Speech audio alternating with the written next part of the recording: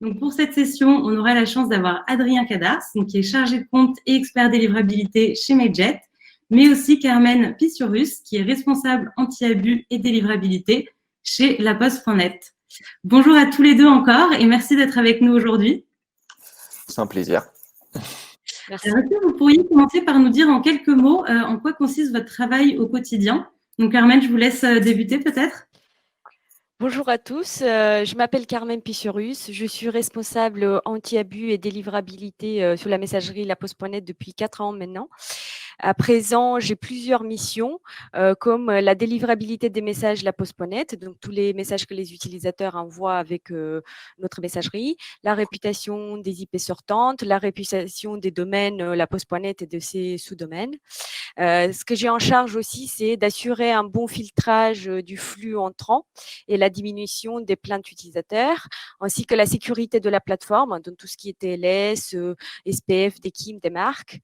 La lutte contre le spam, donc toutes les relations avec les collaborations avec les autres messageries, avec Mailjet, avec d'autres routeurs, avec Signal Spam, etc. Et la lutte contre tous les abus de tout genre, comme par exemple la création de comptes laposte.net en masse pour envoyer du spam, par exemple, les piratages, le brute force, etc. Très bien, c'est très clair, ça fait beaucoup. Et Adrien, est-ce que tu peux nous dire aussi quelques mots sur tes missions au quotidien? Bien entendu, donc comme c'est écrit sur la slide, je suis chargé de compte chez Mailjet.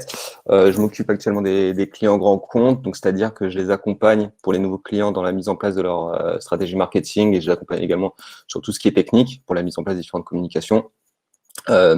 Et également, donc on accompagne les clients sur la délivrabilité des emails, faire en sorte que les emails soient bien délivrés là où ils le souhaitent, du coup dans les boîtes de réception, et on les accompagne tout au long de notre relation sur les bonnes pratiques et faire en sorte que leur projet mailing se passe comme il le faut. Ok, c'est très clair. Alors, on sera ensemble pendant 45 minutes. Encore une fois, on gardera du temps à la fin pour répondre à toutes vos questions. Donc, n'hésitez pas, on a toujours l'encart à droite qui est dédié aux questions et on les prendra à la fin. Alors, au sommaire aujourd'hui, Adrien va nous parler des bases sur l'envoi d'un email et nous parler un peu de qu'est-ce que la délivrabilité plus en détail, mais aussi quelles sont les pratiques que vous pouvez mettre en place pour être reconnu comme un expéditeur légitime. Et ensuite, on verra avec Carmen ce qui se passe de l'autre côté de votre messagerie. Et ensuite, on verra justement comment les acteurs de l'email luttent contre le spam. Adrien, je te laisse débuter. Ça marche. Alors, donc les bases sur l'envoi d'un email. Donc, comme l'a dit Julie, le premier slide qu'on va voir, c'est la protocole de communication SMTP. Donc, comme le dit son nom, c'est un protocole de communication qui est utilisé pour transférer le courrier électronique vers les serveurs de messagerie électronique. En fait, il faut juste comprendre qu'envoyer un email est un peu plus compliqué que juste renseigner un texte, cliquer sur envoyer depuis un client de messagerie. Donc, la communication qui va être établie entre les différents acteurs que vous pouvez voir dans ce slide s'appelle, par conséquent, le protocole de communication SMTP. Voilà, ce qu'il faut comprendre, c'est qu'il y a une véritable communication qui va être initiée entre les machines, exactement comme ça peut être le cas, en fait, entre deux personnes. Donc, ici, on a identifié différentes étapes de cette communication et on a regroupé les plus importantes pour comprendre pourquoi un email envoyé peut être soit accepté ou bien rejeté. La dernière chose qu'il faut bien comprendre là-dessus avant de voir étape par étape, c'est qu'à chaque étape, le serveur d'envoi doit attendre une réponse du serveur destinataire pour poursuivre la communication. C'est pour ça qu'on l'a décomposé en étapes. Donc, dans la première étape, l'expéditeur va envoyer une campagne marketing, des emails transactionnels. Et dans l'étape suivante, les emails vont ensuite être routés par des ESP qui vont être chargés de processer et d'envoyer les emails vers les autres adresses email qui sont gérées par les webmails et les FAI. Donc, par ESP, j'entends routeur, donc comme peut l'être par exemple Mailjet. On verra juste dans le slide suivant ce que signifie exactement webmail et FAI et quelle est la différence entre les deux. Et donc, juste après, l'étape numéro 3, donc durant cette étape, si le serveur destinataire dispose de filtres anti-spam, ce qui est le cas pour la très grande majorité des webmails et FAI, il va effectuer une vérification du domaine et de l'adresse d'expédition, notamment pour vérifier si le domaine n'est pas blacklisté, s'il dispose d'une bonne ou d'une mauvaise réputation. Et tout ça, ça va jouer vraiment sur la bonne délivrabilité ou non de l'email qui a été envoyé. Il faut vraiment garder en tête que d'autres éléments sont également analysés par les serveurs destinataires et pas seulement donc le domaine et l'adresse IP. La liste de contacts est analysée, le contenu de l'email est analysé, les configurations techniques sont analysées. Donc, tous ces éléments-là contribuent du coup à la bonne délivrabilité des emails. Enfin, donc l'étape suivante, en fonction des différents checks qui ont été effectués par les filtres anti-spam, parce que tous ces filtres anti-spam effectuent des checks, comme on le verra un peu plus tard, l'email va être soit accepté ou refusé. S'il est accepté, la communication se poursuit alors et l'email est bien délivré. Donc, et du coup, c'est la fin du protocole de communication SMTP. Dans le slide suivant, comme je vous ai dit, on va voir rapidement la différence entre les webmails et les FAI. Donc, pour clarifier tout ça, les FAI sont des fournisseurs d'accès Internet. Par conséquent, ce n'est pas leur métier de designer ou de fournir des boîtes email et aussi de gérer des serveurs de messagerie. Quand on ouvre une ligne Internet, on nous fournit également une adresse email. Donc, c'est pour ça qu'on parle de fournisseurs d'accès Internet. Donc, Orange, SFR Free sont des FAI. Contrairement, du coup, aux webmails qui sont ici. Donc, les webmails, donc par exemple, il y a Gmail, Yahoo et même La Poste, ça va être leur métier du coup de proposer, de designer les boîtes de messagerie. Donc, c'est pour ça qu'il est assez facile d'observer la différence entre une boîte SFR et une boîte Gmail. Je pense qu'on a tous eu ces deux types d'adresses et on voit que voilà, la gestion de la boîte est plus avancée, que le filtre anti-spam est bien plus développé sur les webmails que sur les FAI. On va passer maintenant à l'étape suivante, la délivrabilité. Qu'est-ce que c'est? Alors, tac, voilà. Donc, la délivrabilité, de quoi s'agit-il? Donc, la délivrabilité, en fait, c'est le principe selon lequel vos messages parviennent correctement en boîte de réception des destinataires. Donc, comme expliqué précédemment, entre le moment où on envoie un email et le moment où le destinataire reçoit le message, il y a de nouveaux filtres qui vont apparaître. Donc, le message peut être placé en boîte spam, refusé par le serveur destinataire, pour plusieurs raisons. Donc, comme on l'a dit, blacklisting de l'IP, une erreur de typo dans une adresse email, etc. C'est pour ça qu'il est très important de ne pas confondre délivrabilité et taux d'email délivré. C'est ce qu'on entend le plus du coup quand on commence à gérer les clients chez nous. On nous parle d'email délivré, alors que le but, c'est vraiment d'avoir une bonne délivrabilité. Donc, les emails délivrés, en fait, ce sont les emails qui sont acceptés par le serveur de destination. Ils peuvent très bien être acceptés, mais ou placés en spam. Par conséquent, la campagne envoyée peut très bien avoir un taux d'ouverture de 1%, et ce n'est pas l'objectif. Donc, c'est pour ça qu'on insiste vraiment sur le fait de délivrabilité et non pas seulement sur email délivré. Voilà, il faut juste savoir qu'actuellement, il n'y a pas de solution sur le marché qui va proposer de manière très précise le pourcentage d'emails qui va être placé en boîte de spam ou en boîte de réception, en boîte de promotion. Mais nous, de notre côté, on a accès à tout un panel d'indicateurs qui nous permettent de conseiller les différents clients qui sont chez nous. Donc, juste pour finir sur le sujet, il faut comprendre que la délivrabilité, c'est déjà un enjeu en temps normal, donc un enjeu commercial, mais elle est d'autant plus durant cette période de crise. Alors, après ce petit focus sur la délivrabilité, on va juste faire un focus sur cette slide. C'est juste pour vous donner une vision plus globale. Donc, au niveau mondial, on estime que plus de 20% des emails envoyés n'atterrissent jamais en boîte principale des destinataires, alors qu'ils sont légitimes. Quand on parle de légitimité, ça veut dire que c'est pas des campagnes, par exemple, de spammers. C'est pour ça qu'on parle d'emails perdus. Comme vous pouvez le voir ici, il y a une vraie disparité entre les différents continents. On a notamment 36% en Asie, 14% en Amérique, 20% en Europe. Pourquoi un tel différentiel? Tout simplement par le fait que les filtres anti-spam sont plus développés, plus aboutis aux États-Unis, et également par la faible proportion d'utilisation d'adresses email fournies par les FAI. En effet, aux États-Unis, on sait que Gmail est majoritairement utilisé ainsi que l'adresse Microsoft. Donc, de ce fait, ils ont des filtres anti-spam sont plus puissants, plus costauds, et ça permet de perdre moins d'emails légitimes à ce niveau-là. Rapidement, toujours pour vous donner également plus de contexte, la timeline de l'email. Le premier email a été envoyé en octobre 71. En 2007, donc une quarantaine d'années suivantes, le premier filtre anti-spam arrive et il est mis en place par Google. Tous les autres webmails et tous les autres FAI ont ensuite suivi la tendance. Donc aujourd'hui, voilà, faut comprendre que quasiment tous les clients de messagerie ont aujourd'hui un filtre anti-spam et c'est pour ça que c'est important de respecter les bonnes pratiques. Donc au fur et à mesure, les filtres ont évolué, il y a de plus en plus de règles, de plus en plus de critères. Ce qu'il faut vraiment retenir dans cette slide, ce qui est le plus important, c'est que les règles changent constamment. Ce qui est valable en 2015, aujourd'hui ne l'est plus. Donc c'est pour ça que même nous, auprès de nos propres clients, toutes les recommandations qu'on fait, elles évoluent. Donc les recommandations qu'on pouvait donner il y a quelques années, aujourd'hui, c'est devenu quasiment des requis où on a adapté mais également les recommandations qu'on peut communiquer. Donc les bonnes pratiques évoluent également en même temps que les règles et les filtres des anti-spam changent. Donc, comme indiqué tout à l'heure, on va faire un petit focus sur les différents filtres et blacklists. Donc, qu'est-ce que c'est? En fait, il s'agit tout simplement d'une série de checks entre le moment où le mail est envoyé et le moment où l'email est accepté par le serveur de destination. faut imaginer un peu, ça fonctionne un peu comme les douanes, il faut montrer patte blanche à chaque contrôle, en fait. C'est pour ça qu'envoyer un email et que le fait qu'il arrive au bon endroit n'est pas si facile. Il y a des barrières à franchir, il y a des règles à respecter. C'est bien noté, je vais essayer de parler moins vite et d'articuler plus, autant pour moi. Donc, comme je l'ai dit, les serveurs de destination vont checker si l'adresse IP est blacklistée ou au contraire si le domaine est whitelisté. C'est ce qu'on entend ici par blacklist, whitelist et greylist. Ensuite, il y a la vérification de l'authentification. Donc, les filtres spam vont vérifier qu'il n'y a pas forcément d'usurpation d'identité, que le contenu de l'email n'est pas altéré, etc. Pour cela, il existe des configurations techniques à effectuer que peuvent être par exemple SPF, DKIM, etc. Donc, toute cette doc, elle est disponible sur Internet et sur les différents articles qu'a pu créer Julie sur notre blog. Donc, si ça vous intéresse, n'hésitez pas à aller jeter un petit coup d'œil. Le fil suivant, donc ça va être le score de réputation d'expéditeur.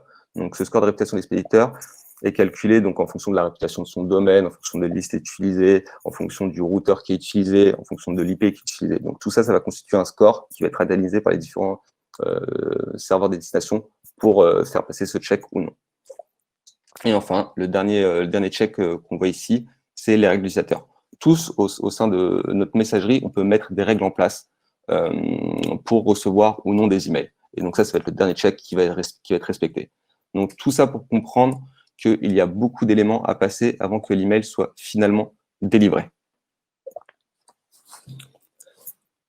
Enfin, juste un petit focus sur les bonnes pratiques à respecter. Donc voilà, pour finir, et avant de laisser du coup la parole à Carmen, je vais vous faire un rapide focus sur les bonnes pratiques. C'est ce que nous, ce que vous voyez ici, c'est ce que nous, on appelle en interne la roue de la délivrabilité. Pourquoi? Parce que tous les rouages sont importants. Si l'un ne fonctionne pas, la roue ne tournera pas et cela ne fonctionnera pas de manière globale.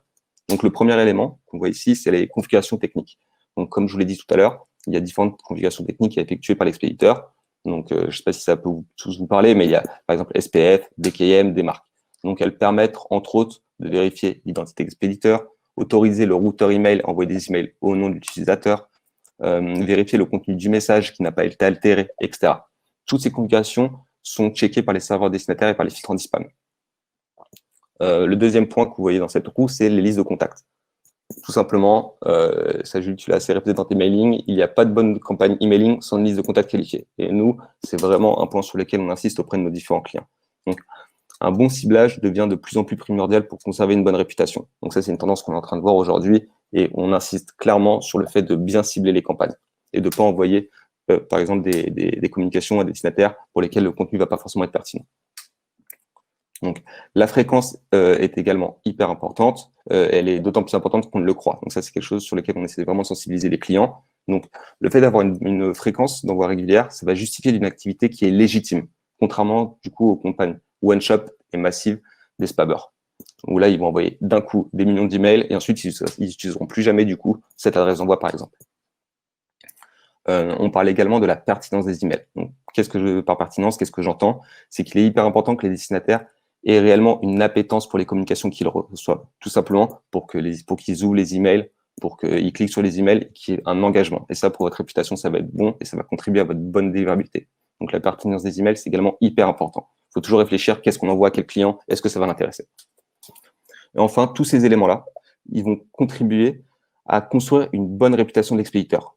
Et ça va constituer le dernier rouage. Une fois qu'il y a tous ces éléments qui sont mis en place, la roue de la délivrabilité va tourner et vos emails, du coup, seront bien délivrés. Donc, c'est tout pour moi sur cette slide. Je pense que je peux laisser la parole à Carmen. Je t'en prie, Julie. Exactement, merci beaucoup. C'était vraiment très clair. Et alors maintenant, on va justement voir ce qui se passe de l'autre côté de votre messagerie, donc avec Carmen. Encore une fois, on rappelle qu'elle est la responsable anti-abus et délivrabilité de laposte.net. Et avant de commencer cette partie, Carmen, est-ce que vous pourriez nous en dire justement peut-être un peu plus sur laposte.net? Oui, je vais vous donner quelques informations et surtout quelques chiffres. Comme ça, vous pouvez vous faire une idée un petit peu de ce qu'il y a derrière la messagerie de laposte.net. Donc, la messagerie de laposte.net est une messagerie gratuite. Toute personne qui réside en France ou dans les pays francophones peuvent créer une boîte mail, ce qui est différent de la messagerie d'un FAI. Pour vous donner un ordre d'idée, aujourd'hui, on est à 3 millions de boîtes actives à 4 mois, ce qui veut dire au moins une connexion POP, IMAP, SMTP ou webmail ou HTTP dans les derniers 4 mois.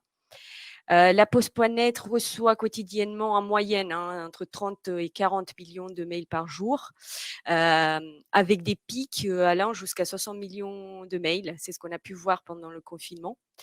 Cet été, nous avons eu des filtrages qui sont allés jusqu'à entre 30% et 60% de blocage. Donc là, c'est vraiment du blocage, avec des mises en spam. Donc ça, c'est tout ce qui a été étalé dans Courrier indésirable. Donc entre 5 et 25% quand même des messages reçus. La messagerie, la Poste.net envoie en moyenne 800 000 mails par jour. Donc ça, ce sont les mails transactionnels que nos utilisateurs, associations, les professeurs, les médecins, etc., ils envoient par jour. Alors, comme disait Adrien, le filtre anti-spam et le contrôle de flux sont devenus rapidement des incontournables pour les webmails, je dirais pour deux raisons majeures. Le premier, c'est que l'utilisateur ne trouvera jamais les mails importants qui l'intéressent parmi la quantité de spam qu'il reçoit tous les jours. Donc, c'est pour ça que l'anti-spam et le contrôle de flux sont indispensables aujourd'hui. Et un deuxième point, c'est que l'utilisateur ne peut pas envoyer de mail et ne pourra pas utiliser le webmail si les IP sortantes ont une mauvaise réputation. Donc, c'est très important d'avoir un contrôle de flux, pas seulement sur le flux entrant, mais aussi sur le flux sortant. Parce que par rapport à un FAI, comme disait Adrien, le webmail, il est différent. Parce que n'importe quel utilisateur ou même personne malveillante peut créer un compte ou plusieurs comptes et envoyer du spam. Donc, c'est pour cette raison qu'en fait, l'activité anti-abus est très importante et elle prend en compte aussi les créations frauduleuses de comptes la Poste.net. Les règles qu'on a en place, que je vais détailler, on va détailler ensemble par la suite, protègent la plateforme, mais protègent aussi les utilisateurs contre les full base, les campagnes de spam, de phishing. On l'a bien vu pendant le Covid. C'est vraiment ces règles-là qui nous ont aidés pendant le confinement et même après, qui nous ont aidés vraiment à rendre un service de qualité satisfaisante à nos utilisateurs. Merci beaucoup pour ces quelques mots de présentation et on voit les chiffres sont vraiment très importants, notamment en période de confinement. Est-ce que vous pouvez nous en dire un peu plus sur les facteurs qui vont être analysés lorsque vous recevez des emails? Quels sont les facteurs que la Poste.net analyse pour déterminer si c'est du spam ou non? On utilise les blacklists PAMAUS et Return Pass, Validity maintenant, Senderscore. Donc ça, c'est un amont, vraiment le premier contrôle. Nous avons des règles en place aussi en parallèle sur le nombre de connexions par IP. Ça, c'est très important de ne pas utiliser trop de connexions par IP. Le volume de mails par IP, le nombre de spams par IP, tout ça. Il y a aussi Vadesecure qui travaille sur ces informations-là, sur le chauffage d'IP, le comportement. Ils ont beaucoup d'intelligence artificielle, analyse de comportement là-dessus. On utilise bien sûr l'anti-spam Vadesecure aussi. Parmi les règles en place, donc on a aussi la vérification des reverse DNS, le nombre de connexions, comme je disais, SPF des KIM des marques. Donc ça, il faut vraiment utiliser l'authentification de domaine. C'est très important. Ça nous aide vraiment à faire la différence entre un mail légitime et de l'usurpation. Le taux de plainte est très important. C'est un facteur d'analyse très important et aussi on regarde ce qui arrive, donc le taux de signalement utilisateur, ça c'est quelque chose qui est automatisé, mais ce qu'on regarde manuellement, c'est aussi les signalements des utilisateurs qui arrivent sur la boîte à bus. On les prend très très au sérieux parce que ça veut dire que l'utilisateur il a vraiment été embêté par une campagne, un mail, etc. Donc on veut creuser plus pour voir ce qui se passe derrière. Il y a toujours une raison. Ce qu'on a comme blocage, comme analyse supplémentaire, donc comme blocage automatique, c'est le taux de destinataires inconnus. Donc, c'est ce qu'il disait Adrien tout à l'heure, c'est très important d'avoir une base client saine. Ce qu'on a sur la Poste.net, ce qu'on a fait en janvier, donc suite à la RGPD, etc., c'est un nettoyage des utilisateurs inactifs à 2 ans. Donc, comme je disais, pour nous, c'est écrit dans nos conditions de vente, générale d'utilisation, les CGU, c'est qu'un utilisateur, il est inactif au bout de 4 mois. Donc, si au bout de 4 mois, on n'a pas de connexion, ni POP, IMAP, SMTP ou webmail de sa part, le compte, il est archivé. Donc, si vous envoyez des mails vers des comptes qui sont archivés, ils sont considérés comme inexistants, donc vous allez avoir un bounce qui est envoyé. Par contre, si si un seuil est dépassé pour le taux de destinataires inactifs ou inexistants, là, il y aura un blocage qui est temporaire, mais ça sera un blocage par IP. Donc, il faut faire très, très attention à chaque fois qu'on envoie des bounces où le compte il est inactif ou inexistant, il faut nettoyer la base, il ne faut plus envoyer sur ce compte-là. Parce que l'utilisateur, il n'est pas derrière sa boîte, ni pour la vider, ni pour lire les mails. Ce qu'on regarde aussi, c'est la création de plusieurs comptes différents pour tester la délivrabilité. Donc, on a trouvé des comptes qui ont été créés en masse. Ça, c'est considéré comme un abus parce qu'un seul compte, il suffit pour tester votre délivrabilité. Il n'y a pas de souci. Je sais qu'on peut créer plein de comptes sur la poste.net, mais c'est pas, comment dire, le filtrage, il n'est pas en fonction du compte. Un seul compte, il suffit, c'est les mêmes règles pour chaque compte. Après, comme disait Adrien, un utilisateur peut mettre en place un filtrage sur sa boîte, c'est quelque chose de personnel. Nous, on ne regarde pas ce qu'il y a là-dessus. Nous analysons surtout les comportements suspects qui essayent de tester le filtre anti-spam parce qu'on a ça comme comportement de la part des spammers. Donc, toutes ces boîtes-là, quand on les détecte, on les bloque. Et voilà, c'est pour ça qu'on vous conseille d'avoir un seul compte. Très clair.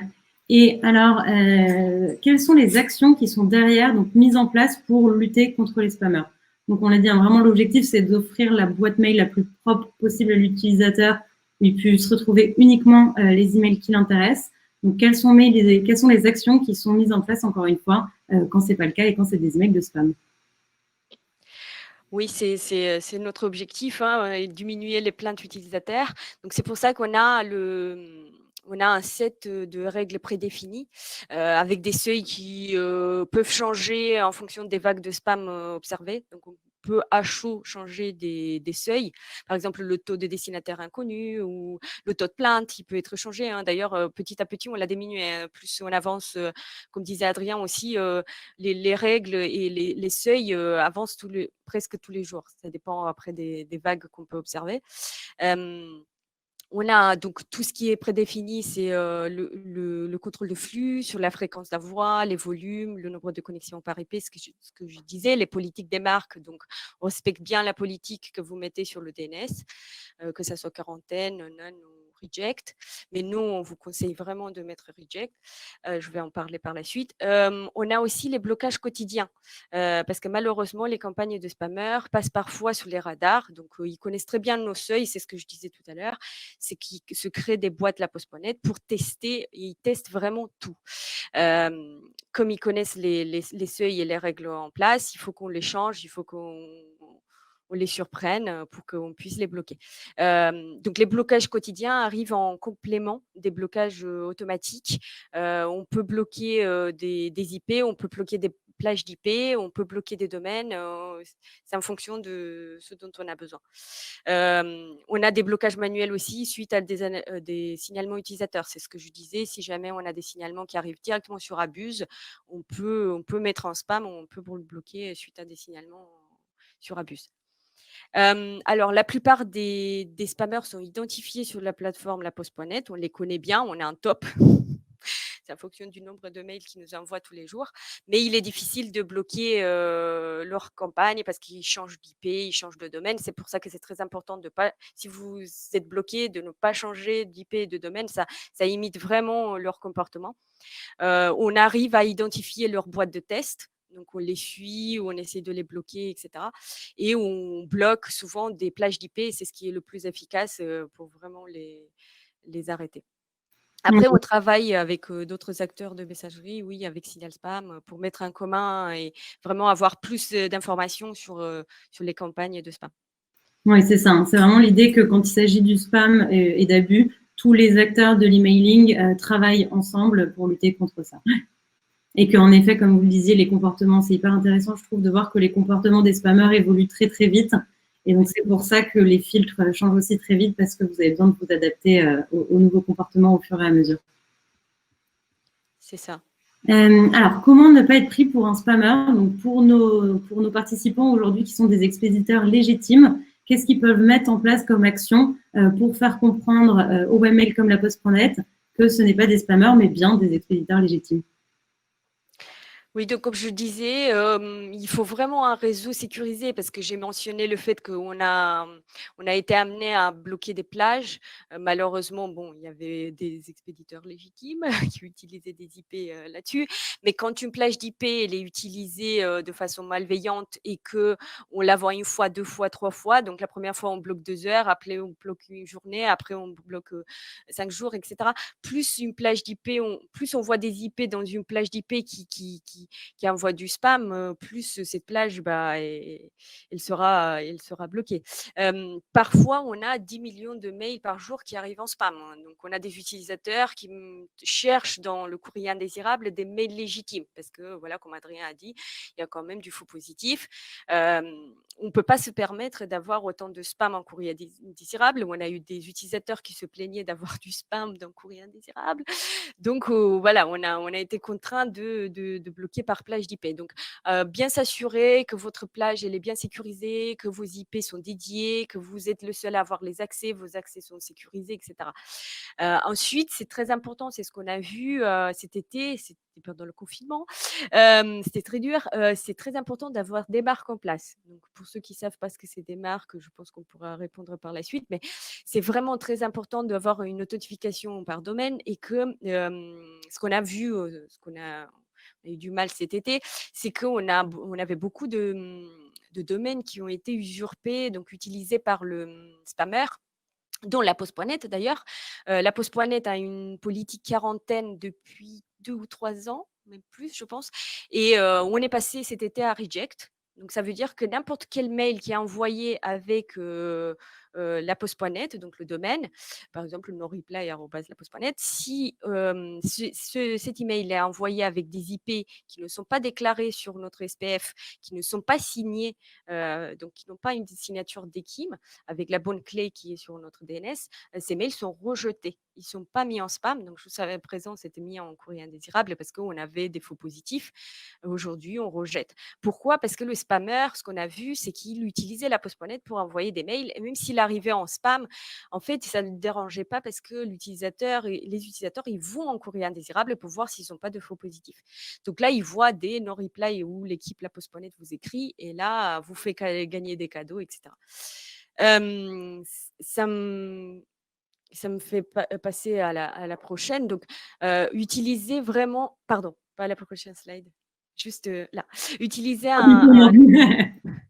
utiliser un nom d'expéditeur suscitant la confiance. Donc voilà, c'est ce que je disais, c'est que les spammers, ils essayent vraiment de mettre un alias, donc un display name. C'est vraiment la partie que l'utilisateur voit dans son webmail, parce que malheureusement, aujourd'hui, l'utilisateur, il voit plus le domaine. Et même s'il le voit, l'utilisateur, il n'est pas assez technique. Nous, on a des utilisateurs qui, voilà, ils lisent le display name et ils disent ah bon, si c'est écrit la poste.net, c'est la poste.net.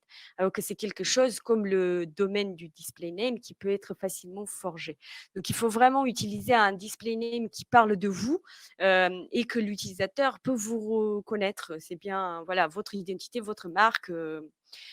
Voilà, il faut sachez qu'il y a plein malheureusement de spammers qui utilisent malheureusement votre marque, surtout si elle est connue, surtout si vous faites des campagnes importantes, voilà, qui essayent de usurper. Donc là, nous, on est vraiment très réactifs par rapport à ça. Donc, on regarde vraiment les display names, on regarde qu'il n'y ait pas d'usurpation, même là-dedans. Donc, on bloque dès qu'il y a quelque chose qui est suspect.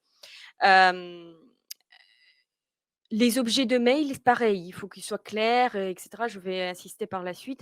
On a beaucoup de sujets de mail qui proviennent des spammers qui sont trop suspects, trop alléchants, etc., qui promettent beaucoup de gains, etc. Donc ça aussi, faites attention.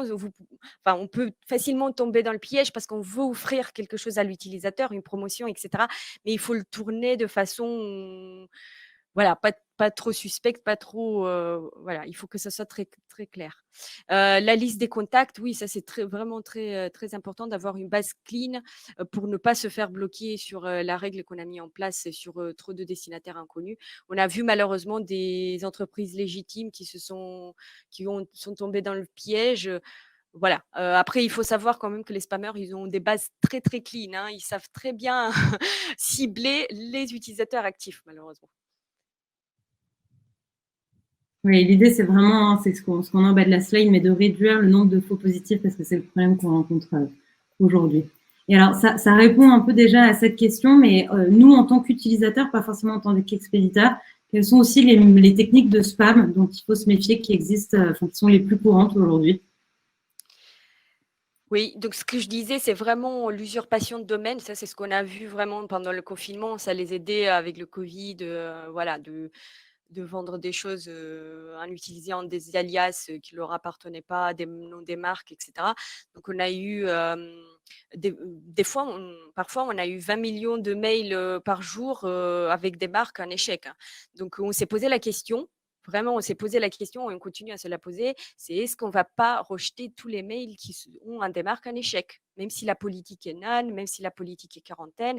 On a eu jusqu'à 50% du trafic entrant qui avait des marques en échec à un moment donné. Donc, on s'est posé la question, est-ce qu'on ne va pas tout rejeter? Je peux comprendre que peut-être dans SPF, on ne peut pas à un moment donné tout mettre. On ne connaît pas tous nos services, on ne connaît pas tous les IP qui envoient de mails. Même à la poste, on peut voir que bon, voilà, il y a des mails qui sont envoyés avec la poste.fr alors que c'est un domaine euh, enfin, business. Pas grand public. Mais bon, voilà, je peux comprendre qu'il y a des fois des loupés, mais il faut vraiment vérifier les rapports des marques, vérifier que voilà, il n'y a que vos IP qui envoient des mails, que les mails sont bien signés, etc. Les noms des expéditeurs, donc ça, c'est ce que je parlais d'alias, de display name, voilà. Quand on regarde vraiment, hein, donc on a des filtres, on a vraiment des choses qui sont analysées tous les jours. Par exemple, quand l'alias est service client, on trouve 80% du spam là-dedans.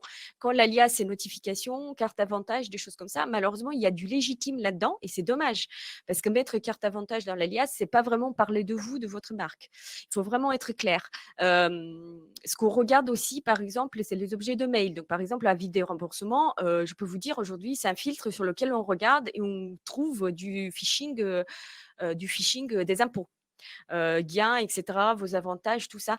Donc, vous voyez, si vous mettez des sujets comme ça qui ne sont pas vraiment spécifiques, qui sont trop utilisés par les spammers, bah, je peux comprendre que c'est du faux positif, mais nous, c'est ce qu'on regarde tous les jours. Donc, voilà, le mieux, c'est d'éviter tout ça. Éviter ce que je disais, le changement d'IP et de domaine en cas de blocage. Donc, vous avez les pages postmaster.laposte.net. Vous pouvez écrire et demander, voilà, j'ai eu un problème, pourquoi, même si c'est par exemple le taux de destinataire inconnu, inexistant, même si c'est un blocage par VADSecure, un blocage de chauffage d'IP, etc. On peut comprendre, ça peut arriver, il n'y a pas de souci, l'équipe Abuse est là pour vous aider et c'est ce qu'on disait tout à l'heure, il faut respecter ces règles. Comme ça, vous aidez la Poste.net et d'autres messageries d'ailleurs de réduire le nombre de faux positifs. Donc, ça nous fait nous aussi un nombre réduit de tickets, voilà, de déblocages à faire. Et alors, merci beaucoup. Et maintenant, alors, on va passer à la dernière partie. Donc, l'idée, c'est d'essayer justement de faire comprendre un peu à nos participants comment est-ce que différents acteurs de l'email peuvent lutter ensemble contre le spam. Et en l'occurrence, là, l'exemple de MyJet et la Poste.net. Donc, c'est ce que je disais, hein, c'est par le respect des bonnes pratiques. Plus vous mettez en place une bonne base, des IP avec une bonne réputation, vous abonnez à l'AFBL, donc l'accès à l'AFBL pour la Poste.net, il est disponible. Hein, c'est Feedback Loop pour la Poste.net, je pense. Il est gratuit. Après, l'accès à l'AFBL, il est gratuit, mais nous, on regarde quand même les IP. Donc, on regarde on analyse les IP, on analyse un petit peu la campagne qui ont été envoyées avec ces IP et la réputation, et on valide manuellement. Donc, si vous avez un refus, il ne faut pas hésiter à écrire à la boîte Abuse ou sur la page Postmaster pour demander, voilà, pourquoi vous n'avez pas eu accès à l'AFBL. Parce qu'on a eu des abus comme partout, donc on voit des spammers qui essayent quand même d'accéder à l'AFBL pour récupérer les plaintes utilisateurs et pour envoyer encore plus de spam. Mailjet et la Poste.net font partie de l'association de Signal Spam. Donc, on s'implique activement dans l'association par la création d'outils qui permettent aux routeurs de suivre la réputation de l'IP, de s'abonner aux différents AFBL des différentes messageries. Donc ça, c'est très important de collaborer afin de protéger les utilisateurs finaux contre les abus, contre le spam, le phishing, c'est très important. Donc si le spam occupe vraiment une place principale dans la lutte contre le phishing et tout autre type d'arnaque, usurpation, etc. Merci encore Carmen et Adrien pour ces différents éléments. Alors, on va passer aux questions maintenant. On a eu énormément de questions. Alors, il nous reste un peu moins de 10 minutes avant la pause. On va essayer d'en prendre le plus possible. En tous les cas, vous inquiétez pas, on répondra de toute façon à tout par email derrière. Alors, je vais commencer, et puis on a beaucoup de questions similaires. Donc là, je vais commencer par celle de Karine. Donc, côté MailJet, faut-il nettoyer les bases de contact avec les clients bloqués Bounst ou ce travail est fait automatiquement par MailJet lors de chaque envoi de campagne? Alors, pour celle-là, je pense à Adrien. Oui, ça c'est peut-être plus pour toi, cette question. Ça marche. En fait, il faut comprendre une chose, c'est que vous êtes responsable des listes de contacts de vos clients. MailJet, en aucun cas, va faire quelque action que ce soit, entre guillemets, de supprimer des contacts de votre liste, etc. C'est vraiment vous qui êtes responsable, c'est vos données. Donc, c'est à vous de gérer tout ce qui est bounce, hard bounce. Plus sur la plateforme, du coup, clairement, on trouve dans un onglet, donc sur le résultat des campagnes, dans un onglet, il y a les différents hard bounce et soft bounce. Et en effet, ça, c'est des éléments qu'il va falloir que vous gériez vous-même pour mettre à jour votre liste de données. Donc, c'est un travail qui vous incombe, pour le coup. OK. Et alors, concernant la différence entre, on a parlé de délivrabilité et de taux d'email délivré, on nous demande le pourcentage affiché dans MailJet, à quoi est-ce qu'il correspond et est-ce qu'il contient des spams ou, est-ce que ça va dans les spams ou uniquement dans la boîte de réception? Un peu en écho à ce que j'ai dit tout à l'heure, nous, ce qu'on va afficher, c'est vraiment le taux d'email délivré. C'est-à-dire, et quand je parle d'email délivré, je parle des emails qui vont être acceptés par les serveurs de destination, pour lesquels ils nous ont fait un retour durant la fameuse communication SMTP. OK, on accepte ton email. En aucun cas, nous, on va pouvoir afficher aujourd'hui combien de pourcentage des emails envoyés sont arrivés en boîte de réception, combien de pourcentage des emails délivrés sont arrivés en boîte spam ou en boîte promotion. Là, pour l'instant, il n'y a aucun ESP qui permet vraiment d'afficher ces données de manière très précise. Ça, on le sait. Au final, hein, comment on le sait, hein, c'est si les emails arrivent bien en boîte de réception ou pas, c'est par rapport au taux d'ouverture des campagnes. Si on a des taux d'ouverture de 1, 2, 3%, là, on peut être presque sûr que ça passe en spam. Et alors, on a une autre question de Michel qui nous demande, peut-on connaître la réputation de l'expéditeur et suivre l'évolution? Et on a eu beaucoup de questions autour de la réputation. Oui, exactement. C'est toujours une question qu'on a beaucoup. C'est vrai qu'on se demande comment est-ce qu'on peut suivre cette réputation. OK. En fait, pour la réputation des domaines, il y a pas mal d'outils qui existent en ligne pour vérifier, par exemple, les blacklistings. Donc, entre autres, il y a MX Toolbox. Tout ça, Julie, je te l'enverrai si tu voudras le poster, du coup, sur la room pour que les participants puissent récupérer cette info. Donc, il y a par exemple MX Toolbox qui est utilisé pour les blacklistings. Il y a d'autres outils comme Taboos Intelligentes qui permettent de donner un score de la réputation du domaine également. Il y a également Sender Score, donc, que même nous, on utilise en interne ici. Pour suivre par exemple la tendance des campagnes, des résultats des campagnes. Donc le Sender Score, ça nous permet de voir si le score chute, c'est-à-dire que la campagne envoyée n'a pas forcément généré un bon taux d'engagement, etc. Donc il y a différents outils qui existent qui donnent des résultats plus ou moins précis et il faudra que je te communique ça. Nous, au sein de MailJet, en fait, on a, en tout cas les clients grands comptes utilisent, ce que je gère, utilisent des IP dédiés. Et donc, nous, on a un suivi des indicateurs sur cette IP dédiée. Et donc, par rapport à ça, par rapport aux différents statuts qu'ils peuvent avoir chez Gmail ou chez Hotmail, etc., chez Microsoft, nous, on va pouvoir savoir voir si, entre guillemets, la délivrabilité des emails des campagnes va être bonne ou pas. Très bien. Et alors là, on a une question qui sera peut-être plus pour Carmen. Alors, que je la retrouve. Alors, c'était Aurélie et on a Émilie qui ont posé à peu près les mêmes questions. C'est est-ce que les filtres anti-spam sont différents entre chaque boîte mail? Non, c'est ce que je disais tout à l'heure. C'est vraiment tout est en amont. Hein. Donc, en fait, comment dire? Sauf si l'utilisateur a mis en place un filtre spécifique dans son webmail. Donc, vous pouvez y aller, vous pouvez créer une boîte laposte.net.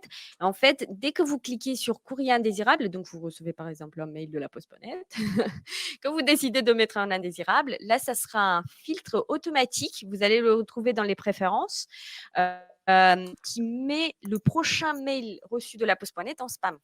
Mais il n'est pas rejeté, il est un courrier indésirable. Donc, si jamais l'utilisateur il s'est trompé, il regarde un courrier indésirable, il dit ah oui, celui-là, je le veux à nouveau en inbox. Donc, en fait, il peut le récupérer. Donc, tous les filtres et toutes les règles qu'on a sont en amont et ne sont pas par l'utilisateur. Donc, n'importe quelle boîte de test que vous voulez utiliser, vous créez une boîte et vous regardez si le mail arrive. Ou il arrive en spam. Ou il n'arrive pas du tout. Mais bon, là, il faut chercher le bounce. Et alors, on a une autre question. Il y a des personnes qui sont un peu inquiètes parce qu'elles ont des sujets qui vont être justement peut-être assimilés à ceux des spammers. Donc, par exemple, si on a paiement qu'on veut mettre dans son objet d'email, est-ce qu'il y a une solution pour essayer de faire comprendre qu'on est un expéditeur légitime et ne pas mettre sa délivrabilité à mal? Ah oui, malheureusement, paiement, c'est pas très bien. Je sais pas, ça dépend ce qu'il y a dans le corps du mail. Donc, il faudra réfléchir à votre mail, comment il est construit. Moi, j'ai travaillé un petit peu avec les personnes qui travaillent ici à la Poste, Digipost, etc. Donc, je leur ai dit, il faut en fonction de ce qu'il y a. Après, si c'est vraiment un paiement, enfin, il faudra peut-être rajouter une information sur vous, enfin, sur votre marque, un paiement de numéro de commande. Ça, c'est peut-être quelque chose parce que les spammers, ils peuvent pas, ils mettent des choses aléatoires. J'ai pas trop vu vraiment. Souvent, ils mettent le nom de la personne, mais bon, ça, on l'a déjà trop vu. Mais j'ai pas vu vraiment avec un identifiant. Peut-être vous pouvez mettre un numéro de transaction, quelque chose qui est très spécifique à votre système et que l'utilisateur, il peut pas vraiment, enfin, le spammer, il peut pas vraiment copier. Par exemple, un numéro de transaction qui serait unique pour l'utilisateur, voilà, le spammer, il pourra jamais mettre exactement la même chose. Mais ce qui s'amuse le spammer de faire, c'est mettre un numéro de transaction, mais qu'on va trouver dans tous les sujets. Voilà, donc trouver le, comment dire? Le sujet qui fait que l'utilisateur, voilà, peut vous identifier, mais aussi bon, ça, c'est plutôt l'alias, mais le sujet qui parle vraiment de ce qu'il y a dans le contenu de votre mail. Et n'essayez pas trop de faire, voilà, quand c'est une promotion, je peux croire que c'est très bénéfique pour l'utilisateur, mais n'oubliez pas que l'utilisateur, malheureusement, quand il reçoit du spam, il reçoit beaucoup de mails qui apparaissent avec gain, cadeau, etc. Donc, bon, il faut rester honnête et dans le sujet, il faut vraiment avoir l'information qui est ensuite décrite dans le mail. C'est clair. Alors, on va prendre une dernière question. On arrive déjà à la fin de la session. On a eu beaucoup de questions sur IP partagé vs IP dédié. Je pense que voilà, il faut préciser que IP partagé, ça ne veut pas forcément dire que vous allez arriver dans les spams. Et ça va aussi dépendre de la solution emailing que vous utilisez. Est-ce qu'elle fait attention à sélectionner que les expéditeurs légitimes et à exclure les spammers? Alors ça, Adrien, oui, c'est peut-être plus une question pour toi. Ça marche. La différence entre les IP partagés et les IP dédiés, hein, de toute façon, c'est dans le nom, c'est IP dédié. Le client uniquement va utiliser cette IP, donc elle va lui être dédiée. Moi, je vais être plus à même de parler de cet élément-là et les avantages que ça peut avoir, du coup. Il y a également des inconvénients. En fait, une IP dédiée, c'est-à-dire qu'on va être responsable de cette IP, et il va falloir construire la réputation de cette IP dédiée, donc mettre en place toutes les bonnes pratiques qu'on a pu voir, notamment par exemple sur la fréquence, etc. Donc l'avantage, c'est qu'à partir du moment où on arrive à constituer une bonne réputation de l'IP, avoir des bons statuts au niveau des suivis des indicateurs, on va bénéficier d'une bonne délivrabilité. Mais comme je viens de vous dire, c'est également des contraintes. Il faut avoir un minimum d'envoi, il faut avoir également un maximum au niveau du volume d'envoi. Une IP peut porter une certaine quantité. Si par exemple on veut faire une campagne de 1, 2, 3, 4 millions d'emails, par exemple, là je vise haut, mais même de 500 000 emails, alors qu'habituellement on envoie 5 000 emails, il faut mettre en place un plan de pre-chauffe, etc. Toutes ces contraintes-là, du coup, c'est des contraintes que les gens ne vont pas avoir s'ils utilisent des IP partagés. Parce qu'en effet, les IP sont déjà chaudes, entre guillemets, et vont pouvoir router directement les emails. L'avantage d'une IP dédiée, c'est qu'on va avoir du coup un visu sur sur les propres statuts de cette IP. Donc, est-ce que elle a un bon statut chez Gmail, Hotmail, contrairement aux IP partagées, où là, du coup, ça n'a pas de sens parce qu'elles sont partagées entre plein de clients. Donc, pour répondre à ta question, en gros, dans certains cas, ça va être plus pertinent d'utiliser une IP partagée. Dans d'autres cas, ça va être plus important, ça va être plus pertinent d'utiliser une IP dédiée, du coup. C'est très clair, merci beaucoup. Et ben alors, merci beaucoup. On arrive à la fin de cette session. Merci encore beaucoup, Carmen, Adrien. Merci. On a eu vraiment énormément de questions, donc merci beaucoup à tous pour votre participation. On n'a malheureusement pas le temps de prendre toutes les questions en live, mais comme promis, on vous répondra de toute façon par email dans un second temps.